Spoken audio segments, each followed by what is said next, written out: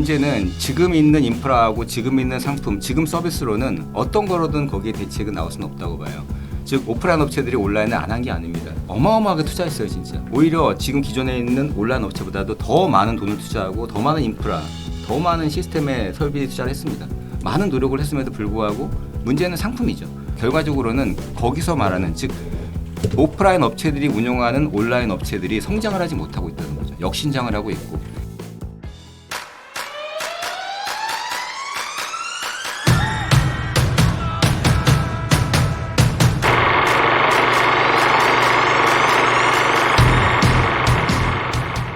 그 마지막으로 한번 이쪽 정리해 보겠습니다. 자, 우리나라 슈퍼마켓.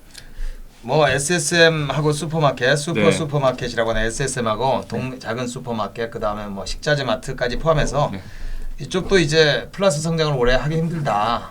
왜냐하면 여기도 뭐 한때는 뭐 했지만 아까 우리 마 교수님 지적하신 대로 이제 마켓컬리 같은 그런 유형의 그 신선식품을 사실은 우리 온라인으로 배송한다는 거는 옛날에는 뭐 한 10년 전까지만 해도 불가능하다고 할 정도로 식품 봐야 되기 때문에. 네. 근데 이제 그 놀라운 물류 혁명으로 이게 가능해졌고 모든 우리나라 젊은 소비자들이 혁신 소비자예요. 그 새로운 거 오면 그냥 또 받아서. 저는 이제 우리 제자들 중에서 애가 둘 정도 있는 사람은 많이 드물지만 둘 이상 있으면 앱을 3개 정도 갖고 있더라고요. 아, 예, 맞습니다. 네, 다 깔고 있는 그렇죠. 거죠. 말하자면 쓰기냐, 뭐 이제 컬리냐, 무신사, 뭐 쿠팡까지 하고 있으면 다 있죠. 그 이게 뭐 지금 슈퍼마켓을 갈 이유가 없어지는 거죠. 그래서 슈퍼마켓도 사실은 상당히 미래가 어떻게 보면 대형마트는 그래도 공간이라도 있는데 슈퍼마켓은 고객이 계속 안 온다면은 방문 고객 수가 계속 주는 상황에서는 대책이 뭐냐 하는 생존 전략을 지금 그렇죠. 모색을 해야 되는 그런 상황이라고 봅니다. 여기서 뭐 석 교수님 말씀 저도 듣고 공감이 가는 게 대책을 마련을 해야 된다는 건 분명히 맞고요. 근데 문제는 지금 있는 인프라하고 지금 있는 상품, 지금 서비스로는 어떤 거로든 거기에 대책은 나올 수는 없다고 봐요. 즉 오프라인 업체들이 온라인을 안 한 게 아닙니다. 어마어마하게 투자했어요 진짜. 오히려 지금 기존에 있는 온라인 업체보다도 더 많은 돈을 투자하고 더 많은 인프라, 더 많은 시스템에 설비 투자를 했습니다.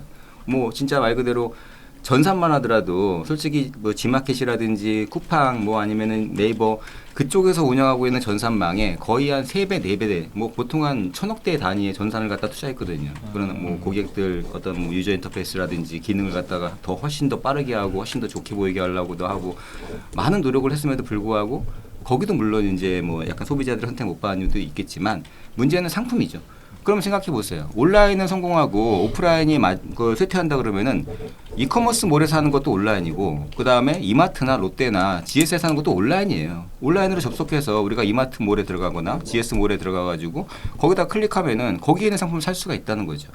그리고 나서 이제 그런 얘기를 하잖아요. 우리는 지금 PB도 좋고 쏘신 상품도 있고 MD가 뭐 500명의 MD가 정말 좋은 상품을 가지고 있습니다. 라고 하는데 결과적으로는 거기서 말하는 즉 오프라인 업체들이 운영하는 온라인 업체들이 성장을 하지 못하고 있다는 거죠. 역신장을 하고 있고 심지어는 지금 이마트나 롯데나 뭐 홈플러스나 각각 지방에서 지역별로 온라인몰을 갖다 운영하면서 거점 그 배송을 해주지 않습니까? 점포에서 그것도 온라인입니다. 근데 그조차도 통폐합을 하고 줄여나가고 있다는 거죠. 즉 온라인이기 때문에 성장하는 게 아니라 대형마트에서 운영하는 온라인은 매력이 없다는 거죠. 그래서 그 매력이 없는 거를 마켓컬리나 오아시스 그런 신선 전문몰이 채워주고 있다는 그런 거고 슈퍼 같은 경우에는 아까 쿠팡 말씀드렸지만 원래는 주 한 1.5회 그 정도 구매하던 쿠팡이었는데 지금 그게 연도가 흘러가면서 최근에는 3.5회 즉 2배 이상 늘었어요. 그러니까 이게 구매 주기가 짧아지면서 결과적으로는 객수는 한계가 있습니다. 객수는 월별 MAU라고 불리는 월간 활성 이용자 수는 1,800만 명으로 고정이 돼요. 더 이상 늘지 않아요. 끝났다고 봤어요. 그래서 쿠팡도 끝이야. 이 정도면은 더 이상 성장 못해.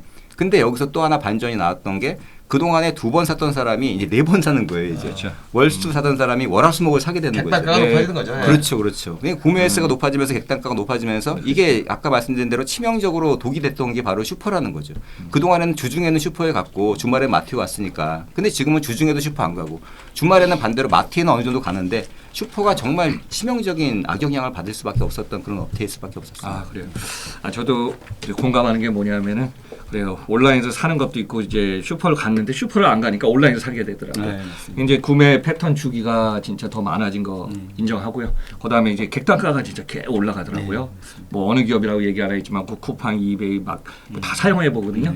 근데 이제 충성 고객이 어디를 선정해서 그 물건이 많이 있는 쪽으로 갈 수밖에 없기 때문에 주문하면 다음날 다 갖다 주고 24시간 안에 갖다 주고 하다 보니까 지금 우리나라 오프라인 성장 돌파구는 찾겠지만 이런 부분 좀 주춤할 것 같고요. 저는 이제 우리나라는 이제 빨리빨리 문화니까 두 분이 말씀하신 대로 이게 워낙 그냥 새로운 게 나오면 이게 덮어가는데 좀 뭐 일본 사례 좀 얘기하겠습니다. 갑자기 일본이 꼭 다 잘하는 거 아니지만은 카드를 갖다가 이제 현금을 쓰는 사람이 아직도 많고 매장을 찾는 사람이 많아요. 그다음에 일본의 이제 슈퍼마켓이나 이쪽 같은 거 돌파가 어떻게 찾았냐면은 한국도 좀 벤치마킹하는 일부 기업도 있는데 카드의 거리를 갖다가 우리가 중요한 건 카드의 거리의 라인업이잖아요. 다른 매장에 없는 걸 갖다 쫙 갖다 놔서요. 그냥 알기 쉽게 하면 카레 하면 그냥 전국의 카레, 술 하면 전국의 술. 구하기 힘든 걸 모아놓으니까 그쪽에 오프라인에 와서 사고 또 이 온라인을 갖다 또 확대해서 이 돌파구를 찾는 케이스도 있었습니다. 이제 전 세계 이제 밀집도가 높고 소비에 빨리빨리 구매 패턴이 있는 우리나라는 좋은 나라입니다. 근데 기업은 경쟁하기가 너무 힘든 나라가 된 거죠. 2023년 유통과 소비시장 한번 좀 업태별로도 다양한 지금 요인 또 앞으로 향후 어떻게 할까 한번 좀 점검해봤는데요. 마지막으로 우리 2023년 시장상 어떻게 변할까 한번 좀 서영구 교수님부터 마무리해 주시죠. 네, 뭐 지금은 이제 양극화 시대이기 때문에 소득도 양극화, 소비도 양극화 뭐 되고 있습니다. 그래서 우리 소매 5개 지금 소매 산업별로 또는 업태별로 5개 업태를 살펴봤는데요.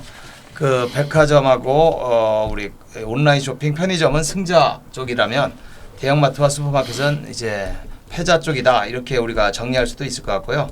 또 하나 시사점은 이제는 뭐 우리 이마트와 롯데마트가 싸우는 그런 업체 간 경쟁보다는 그 이마트와 그 롯데마트가 싸우는데 사실은 쿠팡 같은 이종격 투기 선수를 할까요? 새로운 지금 이제 업체 간 경쟁이 업체의 운명을 결정하는 그런 시대가 됐기 때문에 그 사실은 이제 그 회사 자기의 경쟁자가 지금 완전히 달라지는 거죠.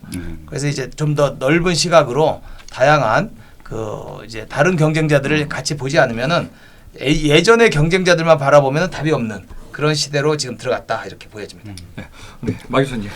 예, 지금 석 교수님 얘기하신 대로 이종 업태라 그러죠. 이를테면은 뭐 카테고리 킬러하고 뭐 이커머스몰도 있고 대형마트 슈퍼 또 각각의 그런 몰들이 있는데 말씀하신 것처럼 쿠팡이 어떻게 보면 온라인에서 오프라인을 점령하는 그런 것들이 일상적인 모습이었는데 지금 오프라인 간에도 지금 다이소만 하더라도 전국에 1000여 개가 넘는 2000개가 되는 가까운 매장을 갖다 운영하면서 예전에는 그냥 말 그대로 플라스틱 아니면은 1000원, 2000원짜리 생활용품 팔던 그 업태가 지금은 가보시면은 라면도 팔고 생수 팔고 다 팔거든요. 휴지도 팔고. 어떻게 슈퍼화되어 있고 편의점화되어 있기 때문에 그 근처에 있는 편의점 슈퍼들 특히 슈퍼들한테 직격탄을 날리고 있고요.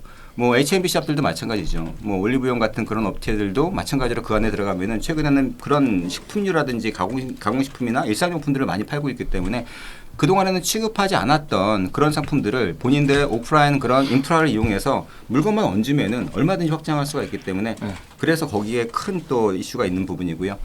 그리고 마지막으로 이 5개 업체 외에 하나 저희가 광고하고 있었던 게 있는데 그 하드 디스카운트 스토어라고 뭐 독일의 알디처럼 한 700개나 800개 정도의 SKU를 가지고 어마어마하게 뭐 진짜 저렴한 가격으로 물건을 판매하는 그런 업체들이 있죠. 대표적인 게 코스트코 같은데 코스트코야말로 하드 디스카운트 스토어의 어떤 원조격이라고도 볼 수 있는데 거기에 가장 대표적인 그런 정책을 보시면은 왜 코스트코가 사상 최고의 매출을 올리고 있고 주가 역시 사상 최고의 주가를 찍었지 않습니까? 최근에 그 정도로 오프라인이라서 성공하지 못한다는 건 아니거든요. 코스트코 같은 경우에는 전체 마진이 15%입니다. 우리 일반적으로 대형마트의 마진이 25%에서 30%까지 가고 있는데 딱 15%가 넘어가면은 마진을 아예 거기서 베이스를 갖다 걸어버리는 거죠. 더 이상 못 가게 못 올라가게 걸어버리는 거고 그 다음에 SKU가 대형마트 5만 개 6만 개 있던 게 딱 5천 개밖에 취급 안 하죠. 파레트 단위로 취급하죠. 거기에 또 하나 세 번째 전략이 직원들한테는 최상의 복지를 제공한다는 겁니다. 자, 착각하지 말아야 될 거는 우리가 단순하게 이 업체가 온라인이기 때문에 성공하고 오프라인 때문에 망한다는 게 아닙니다. 저렴한 가격으로 정말 고객들한테 딱 그 상품을 선택할 수 있게끔 만들어주고 또 그걸 또 동기부여할 수 있는 직원들만 있다면은 어느 업태든지 간에 성공할 수가 있다고 볼 수 있고요. 이거는 지금 오프라인을 영위하는 그런 우리 플레이어들이 반드시 좀 유념해야 될 그런 부분이라고 좀 보고 있습니다. 예. 2023년 한번 좀 마무리하면서요. 제가 보니까 역시 소비자의 선택이 너무 중요할 것 같습니다. 자, 상품 구세 넘쳐나죠. 그다음에 편리성 너무 필요하죠. 소비자 입장에서는. 그래서 소비자의 구매 선택에서 이제 기업이 생존을 갖다 결정하는 한 해가 되지 않을까 그렇게 보고 있고요. 역시 오프라인, 온라인을 떠나서 구매하면은 또 주문하면은 결제가 빨리 이루어지고 있어서 여기 마지막 중요한 것도 물류의 역할 너무 중요할 것 같습니다. 자, 2023년 유통과 소비 시장 전망 한번 진단해 보면서요.